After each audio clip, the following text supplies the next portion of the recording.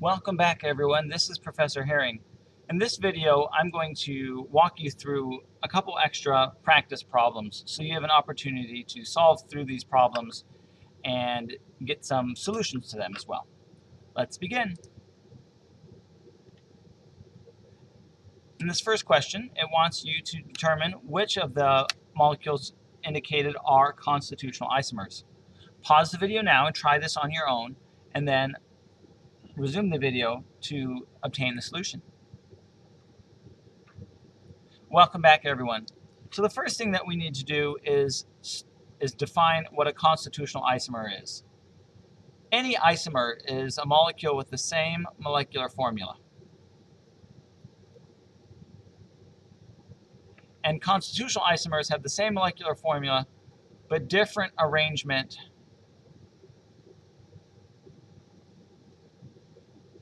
of bonded atoms. So the first thing that we want to do is identify, do they have the same molecular formula or not? And remember that when interpreting skeletal structures, each end and each point is a carbon atom. And you need to add your hydrogen atoms in to satisfy the number of bonds that carbon wants to make, which is 4. So when we do that, we get that the first one is C5H10, second is C5H12, the third is C5H10, the fourth is C5H8, and the fifth is C5H10. So already we can eliminate 2 and 4 as possible constitutional isomers because they have different molecular formulas. And then the question remains, are the other ones actually different arrangements of bonded atoms? Our choices are either that they are different and therefore they're constitutional isomers,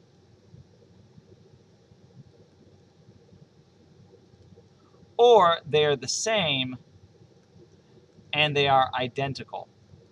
So sometimes you'll see that where we essentially just rotate the molecule and ask you to identify if it is a constitutional isomer, geometric, or the same. And so when we take a look, one way that you could do this is by simply labeling them. We could label this 1, 2, 3, 4 carbon, and then there is a branch at the second carbon. This is 1, 2, 3, 4, 5, and that are all in a line. So clearly they're different. They're isomers of each other. And then clearly 5 is also different. It looks nothing like the other two, which means then that our answer choice is C. Go ahead and pause the video for this one and try and solve it on your own. Welcome back. So we want to know, what's the relationship between these two structures? Given the choices, you want to consider the molecular formula, but then also possibly resonance. Hopefully you should be able to rule out E very quickly because they can't be resonant structures with each other because there's only one double bond, no sets of lone pairs. And they actually have slightly different, or I guess that's the main idea, is that they can't have resonance at all, and so they're not resonant structures. So then the question is, what can we say about the molecular formula?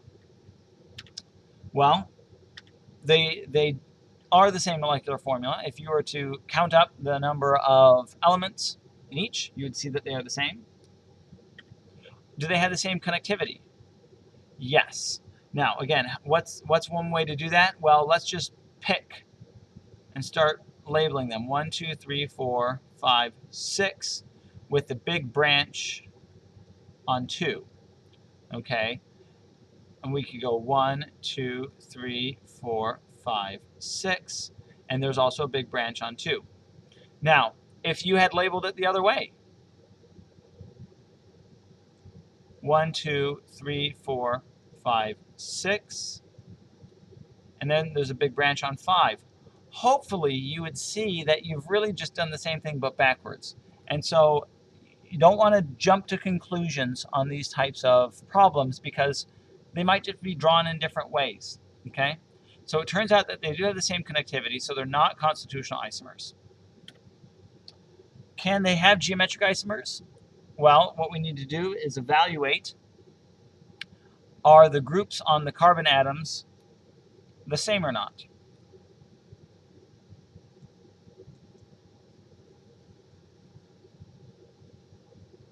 And we'll just call this carbon A, carbon B, and this group is different from the hydrogen, and that group is different from that group. So this one could have a geometric isomer, and the same thing we see is here. And in fact, we have our hydrogen on the left, top left, this long tail on the top right, but we've essentially just swapped these two groups on the bottom, and so they are geometric isomers. And so we see that they're geometric isomers, and they are cis and trans relationships with each other. Okay? What about these structures? Pause the video and try this on your own. Welcome back. So, first step, are they the same molecular formula? Yes. Do they have the same connectivity? They actually don't. And again, we can go 1, 2, 3, 4, 5, 6. 1, 2, 3, 4, 5, 6. Those are kind of the same, but the location of the branch is on 4 versus 5, which means that we have different connectivities. And so these are constitutional isomers. Let's try one more.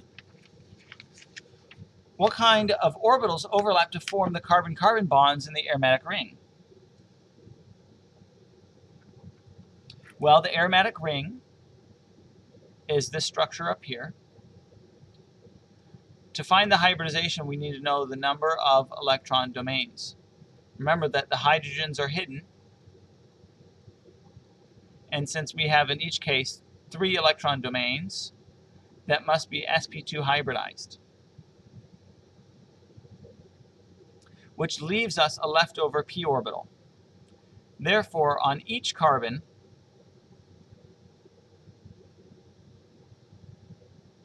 we have the sp2, which form the sigma, and the p orbitals, which form the pi bonds. And that means then that we have sp2, sp2 with p, p. Now, what other types of hybridization do we see here? On these other parts, this is sp2, sp3. Specifically, this is the sp3, whereas this is sp2. Again, we're looking at the number of electron domains, keeping in mind that hydrogens are hidden. We know that this one's sp3. This one only has 2 domains, and so this must be sp. And then if we look at this bond, this is sp and sp, and it has 2 sets of unhybridized p orbitals that form the other parts of the triple bond. Okay, let's move on to one more question. What kinds of orbitals overlap to form the carbon-oxygen bond indicated in the structure below? Again, we're looking for the number of electron domains. Remember that hydrogens and lone pairs are not shown. Looking at this, we might be tempted to think, so this is sp2 and this is sp3. However, because we have lone pair, single bond, double bond, we know then that we have a resonance structure. Since we have a resonance structure here, we know that we have to have delocalized pi bonding, which means that we need p orbitals that are left over to interact with other p orbitals. Therefore, while it appears though there are 3 sets of lone pairs on here, we know that those electrons are really spread throughout that region of the molecule, and that means that it's going to be sp2 sp2 with the unhybridized p orbitals participating for the pi bonding.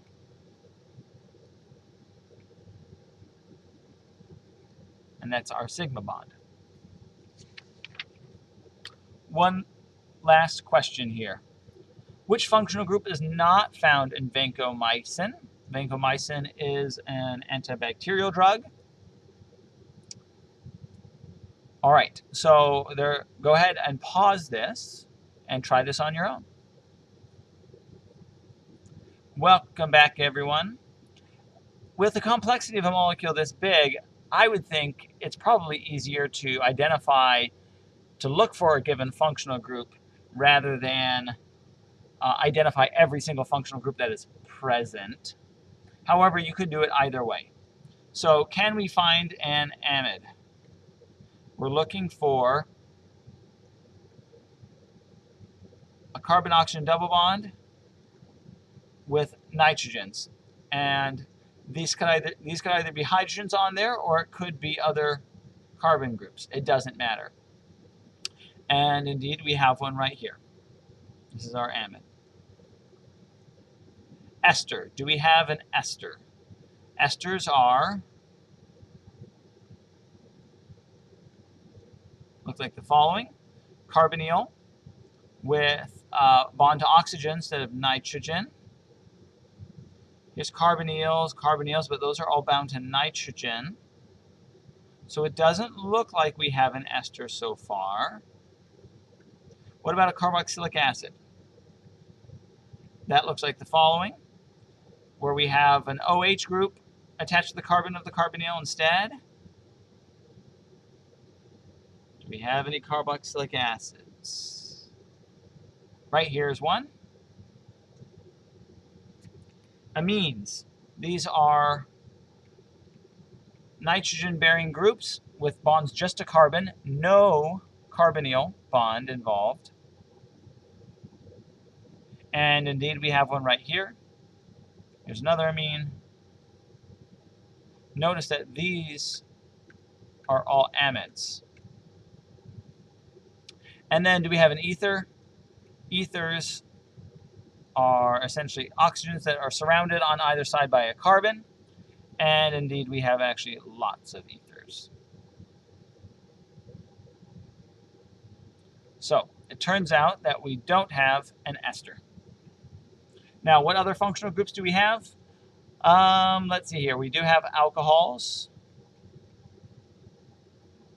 We do have halides. And I think that is it. There's no ketones, no aldehydes, no esters. Okay, that's it for this video. Thanks for watching, everyone.